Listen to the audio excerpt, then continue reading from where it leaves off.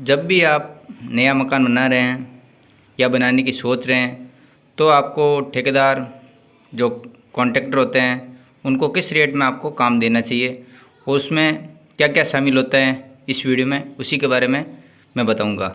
सबसे पहले हमें ज्ञात होना चाहिए कि हमारा एरिया कंस्ट्रक्शन एरिया कितना है। मान लीजिए आपका प्लॉट 25 बाई 40 का है, 3 फीट आगे बालकोनी है, तो 25 इंटू 43 बराबर जो एरिया निकल के आता है हमारे 1075 फुट। ये हमारे एरिया हमें ज्ञात हो गया है। अब इसको हम किससे मल्टीप्लाई करेंगे जिससे कि हमारे लागत आएगी। आप कॉन्ट्रैक्टर को दो प्रकार से आप काम दे सकते हैं, एक लेबर रेट और एक विथ मटेरियल।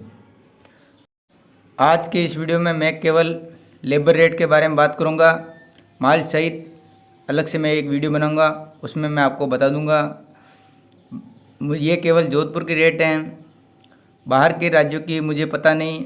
आप अपने कॉन्ट्रैक्टर को रेट के हिसाब से पूछ ले। बाकी आप जो अपना एरिया है वो आप निकालने के बाद उस रेट से आप मल्टीप्लाई कर लीजिए। अब बात कर लेते हैं रेट की। ये हमारे रेट 230 रुपये से लेकर 250 रुपये फीट के हिसाब से ये हमारे मकान की रेट है। कॉलम स्ट्रक्चर अलग रेट में होता है। मान लीजिए आपका 1000 फीट एरिया है तो आपको 2,30,000 से लेकर 2.5 लाख रुपये तक आपका खर्चा आएगा। और अलग अलग ठेकेदार अलग अलग रेट लेते हैं, उसी हिसाब से आपका काम करवा के देते हैं। इसमें भी कुछ शर्तें होती है, वो शर्तें हमारे इस प्रकार हैं। सबसे पहली शर्त, ज़मीन लेवल से 3 फीट नीचे और 3 फीट ऊपर आपको पीसीसी से लेकर डीपीसी टॉप तक आपको ठेकेदार 6 फीट हाइट करके देंगे। उसमें लेबर शामिल है, जो अपने मिक्सर, कांकरी लेबर और जो भी अपने लेबर लगती हैं वो उसमें सभी शामिल है। माल आपका रहेगा, बाकी लेबर ठेकेदार के रहेगी। 6 फीट तक उसकी रहेगी। उससे ऊपर आप करवाना चाहते हैं, मान लीजिए आपको कुर्सियाँ 7 फीट करवानी, तो 1 फीट का आपका एक्स्ट्रा पे करना होगा ठेकेदार को।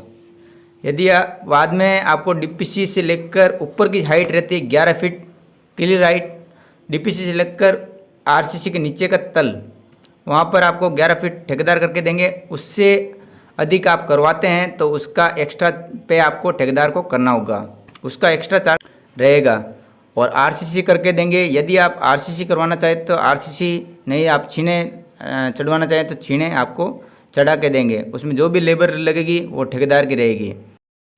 अब बात कर लेते हैं हौद की, जिसे वाटर टैंक कहते हैं। उसका भी चार्ज एक्स्ट्रा रहता है। 3 रुपये से लेकर 5 रुपये लीटर तक आपको अलग पैक करना होगा ठेकेदार को।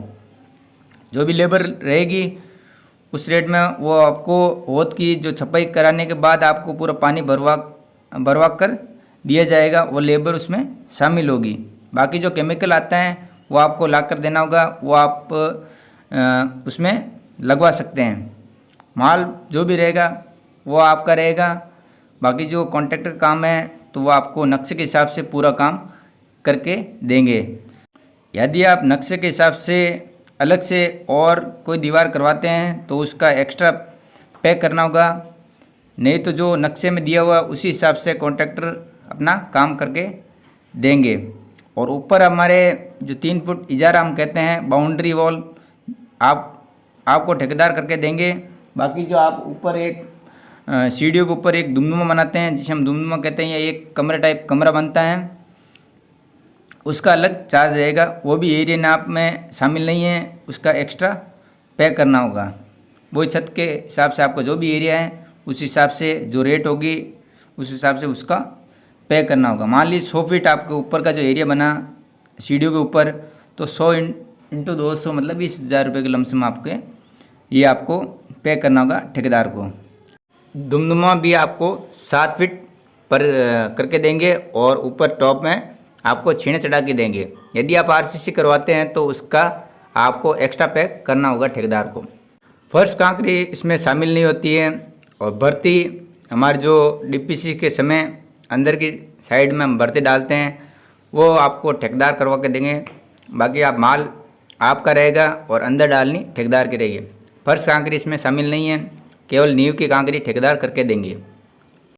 पूरा काम नक्शे के हिसाब से होने के बाद आप कोई भी तोड़ फोड़ करवाते हैं, मान लीजिए कोई चेंजेस करवाते हैं, तो उसका आपका एक्स्ट्रा पे आपको ठेकेदार को करना होगा। जो भी दीवार आप तोड़वाते हैं या कोई चेंजेस आप करवाते हैं उसका एक्स्ट्रा पे रहेगा।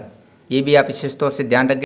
अब बात कर लेते हैं जोधपुर एलिवेशन की, जो आगे फ्रंट साइड में लगाए जाते हैं। केवल चुनी चुनी ठेकेदार की रहेगी, बाकी माल और गड़ाई की लेबर और फिटिंग मकान मालिक की रहेगी, उसका अलग चार्ज रहता है।